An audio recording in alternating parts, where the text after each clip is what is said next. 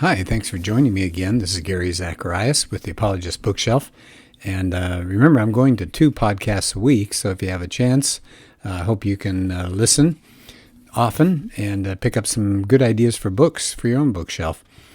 Today, I'm doing a book that I haven't done before. It's called A Christian's Pocket Guide to Islam. And the author, I would just butcher his last name, so I'm just going to spell it Sookhdo. So it's an excellent book. It's short, really informative, written so everybody can understand it. It's got sections on the origin of Islam, then Islamic beliefs and practices, and that's the one I want to look at especially. A chapter on the Quran, the 5 pillars of Islam, women in Islam, Islamic history, and diversity in Islam. And then they have several appendices. One is the life of Muhammad, historical development of Islamic sects, the surahs of the Quran, and then an excellent bibliography, really good. So I thought maybe as a good place to start, I would just read parts of the preface, what he was up to when he wrote this.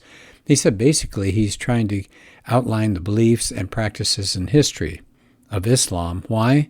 So that Christians and other non-Muslims can understand their Muslim friends and neighbors. So it's not necessarily to use as a weapon to beat over the head of a Muslim, just so we can understand them. And it said the problem is that we have such a different worldview between Christians and Muslims that it can lead to a lot of misunderstanding. And he said he hopes that the book would help non-Muslims to have a good relationship with a Muslim neighbor or colleague. And I think that's great, a good relationship. That is important. And he said we can avoid creating some unnecessary stumbling blocks if we understand something about the Muslim faith. And he said, a lot of things are written and said about Islam that really aren't true. He said we shouldn't misrepresent Islam or accuse Muslims of beliefs and practices that are not theirs. And I'd say amen to that. And I think that's so true when we're dealing with any kind of different religious belief. We need to ask questions like, what is it that you do believe? Because we may have read about their belief, but what's the reality in their own lives? So he said, furthermore, we have to remember that Muslims are people. They're just ordinary humans like us with joys and sorrows and fears and anxieties that we experience. And we need to be filled with the compassion of Christ, compelled by his love. But we have to be faithful as well to Christ and his teachings. So he says we can't alter or we can't bend the teachings of Jesus in any way. Okay, well, I want to do the chapter, which is his second chapter. It's a long chapter, so I'll probably end up going through some, we'll go through it quickly, I guess is a way to put it. It's chapter 2, Islamic beliefs and practices. And so there are 6 articles of faith that he starts with. One is a belief in Allah, and Allah being a unity. If you suggest there are partners with Allah, and that's, of course, what they think about the Trinity, if you believe that, then that's called shirk. That's the worst of sins. Allah is one. He has no equal. He has no partner. And so that's very different than the Christian understanding of God. When we pray to God, we're not praying to Allah. I don't think there's any way that we can say the two are essentially the same. Allah has too many different characteristics than the Christian God. Okay, a second belief of Islam is in the existence of angels. Now, what I thought was fascinating about this, I'd never heard this before. He says after death, Muslims will suffer what they call the torments of the grave. There are 2 angels, and they sit that corpse up, and they ask it, who's your Lord? What's your religion? Who's your prophet? And, of course, a Muslim should answer Allah, Islam, Muhammad. And then that person hopes to go to paradise and avoid the torments. But, now this is crucial, this can't be guaranteed because of a Quranic verse that indicates Allah will lead astray those who have led an unjust life. And so this author says you end up with a lot of fatalism among Muslims. They're all afraid of having to endure the torments of this grave. And the torments are specific. I mean, I read this and I was horrified. Can you imagine if you're a young kid and you're growing up in the Muslim faith and this is what they tell you? First, the angels pulverize the body with a huge iron hammer. Next, the grave tightens around the corpse till its bones crack and the soul inside is suffocated. Then a tomb snake, or maybe multiple snakes and possibly dragons, eat the flesh. But that flesh regrows again, only to be eaten again. It says the screams of the tormented dead can be heard by all of creation except for humans and certain spirits, I guess. Well, you can imagine Muslims be desperately afraid of these torments. How can they avoid them? The author says there are three options.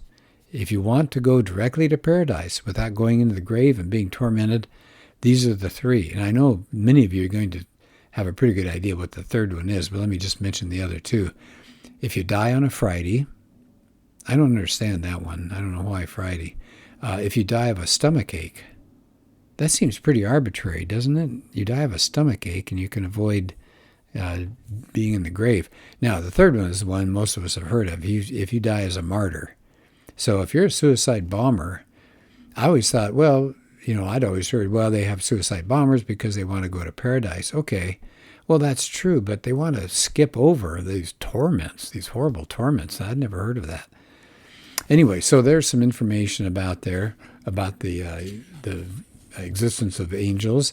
Number third thing they believe in are that Allah has revealed his commands to men through 104 sacred books, but only 4 remain.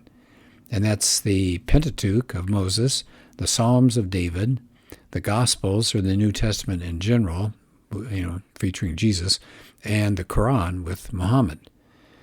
And it's actually claimed that Jews and Christians are called the people of the book, that they changed and distorted their own scriptures. So Allah had to send the Quran as the final revelation to mankind. And I would like to cover that in another podcast about this idea that Christians and Jews changed and distorted their own scriptures. They have to say that because the scriptures and, let me start the other way.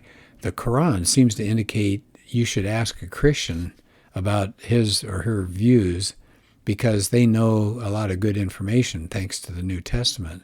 But the problem is the New Testament clashes with the Quran. And so the Muslim has to say, well, originally the New Testament backed up the Quran, but it's been butchered and changed and distorted since then. Anyway, so here's a fourth thing that Muslims believe in, the role of prophets, that Allah has intervened in human history, and they don't deny any of the prophets of the Old Testament or John the Baptist and even Jesus. They do not worship Muhammad. They consider him an example or a model. And then a fifth thing they believe in is the day of judgment and then resurrection after death.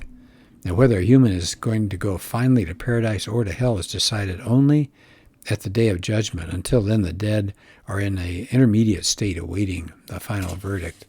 And the day of judgment is preceded by all sorts of catastrophes, and the Antichrist is going to come. There'll be tumults and commotion. The sun will be darkened.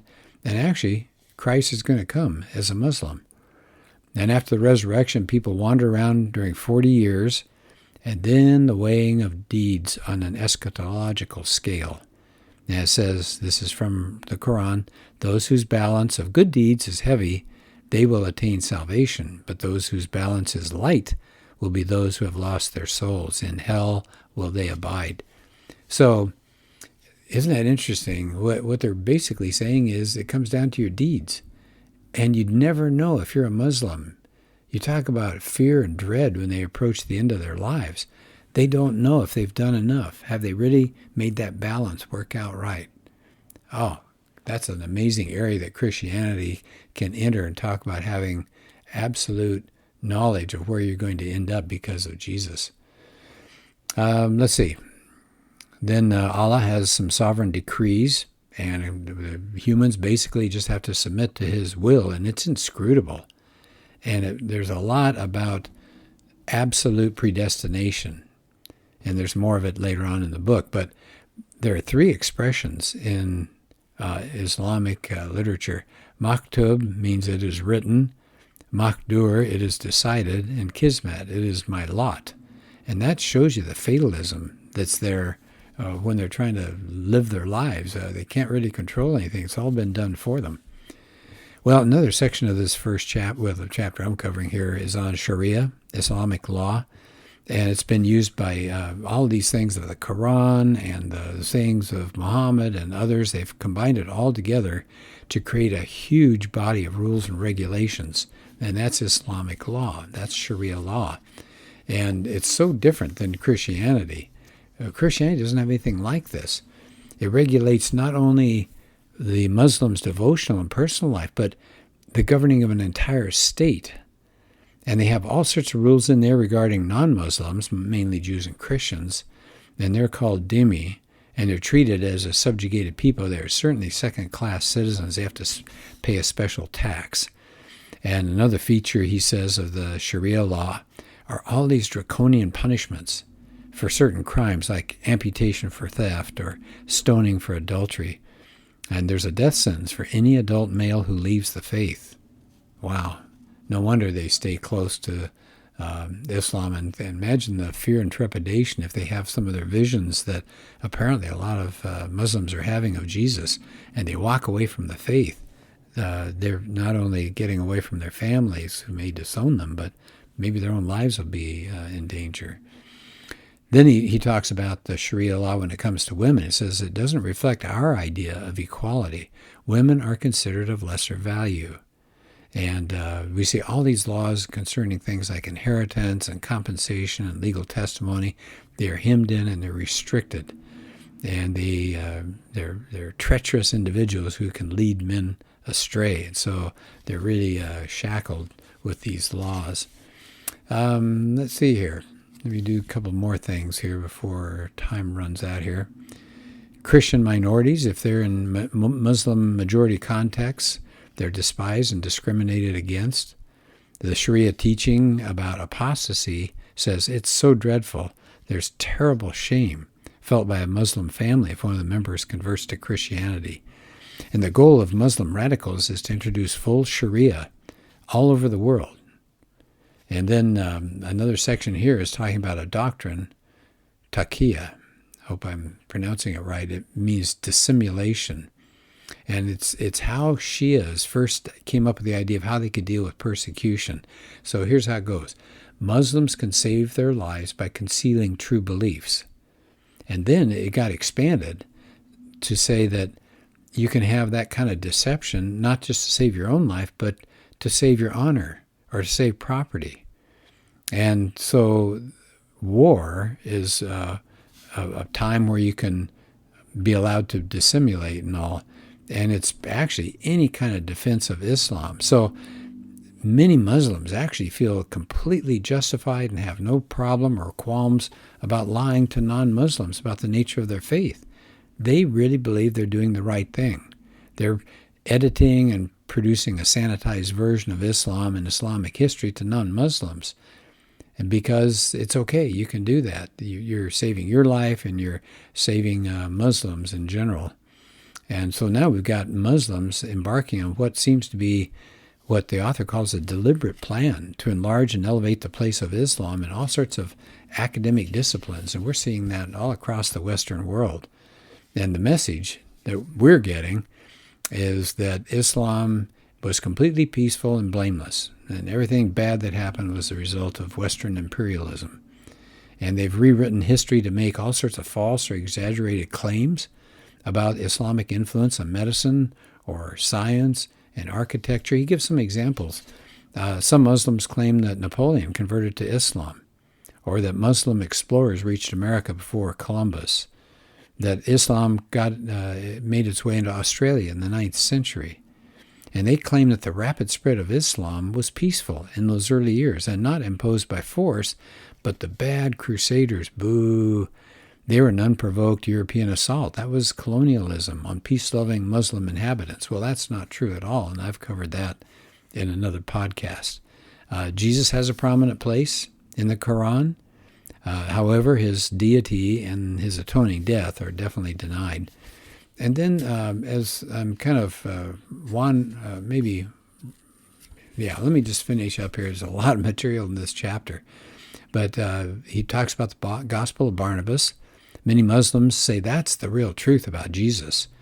Barnabas claims that he was one of the 12 disciples, and he wrote this book, denies that Jesus is the Son of God. It denies the crucifixion.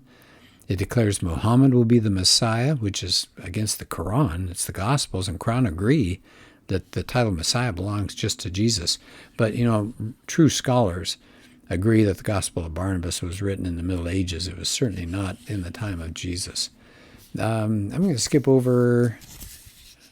Okay, let's go to relating to non-Muslims, because I think this is really important. He takes up the word jihad, which means struggle. Now, it could be just a spiritual struggle to be morally pure. Okay, that's fine. It can mean trying to correct wrong and support the right. That's good. But thirdly, it can mean an armed struggle in the name of Allah. And that's one, of course, that has really raised a lot of problems in our modern world. And according to Sharia law, jihad is one of the most basic religious duties that a Muslim can carry out. Classical Islamic teaching says you've got classical Islam divides the world into two parts, the House of Islam and the House of War. Now, they call it the House of War. That's where the non-Muslims dwell. And you can see that says Muslims are required to go to war with non-Muslims to conquer and subdue them, add that territory to the House of Islam. And he says this idea of jihad developed pretty gradually. Early verses of the Quran talk about not being confrontational. And then later, defensive fighting was allowed in the Quran. Then it was permitted to initiate attacks on pagans. And finally, there are commands to fight all unbelievers. Now, that's not just pagans, but Jews and Christians as well. And it's that final stage of that doctrine of jihad that inspires the militants of today. So actually, the idea of being more aggressive and fighting moved through the Quran into the later verses. And because they believe in something called abrogation, that the later verses can contradict and do away with the earlier verses, then those warlike verses take over. And that's what a lot of the modern Muslims are going to go for. I'll finish up with one short paragraph here on dawah. That's an Islamic term, he says, for missionary outreach. And that's a duty not just for individual Muslims, but for Muslim states. They've got to convert non-Islamic states to Islam. And that's going on today. There's a lot of money coming out of Saudi Arabia and the Gulf states and places like that. They're financing a lot of these dawah activities, missionary activities. And in the West, the author says a lot of half-truths that make Islam sound good are being presented without mentioning things like the death sentence for leaving Islam or about how women are treated. So, as I said, that was just the first major section of the book, and I highly recommend it. It's very easy to read. Again, it's called The Christian's Pocket Guide to Islam. It's been out 10, 15 years, so you should be able to find some copies. Well, again, thanks. We're going to do 2 of these podcasts a week and be doing another one soon. I hope you can listen. Thanks.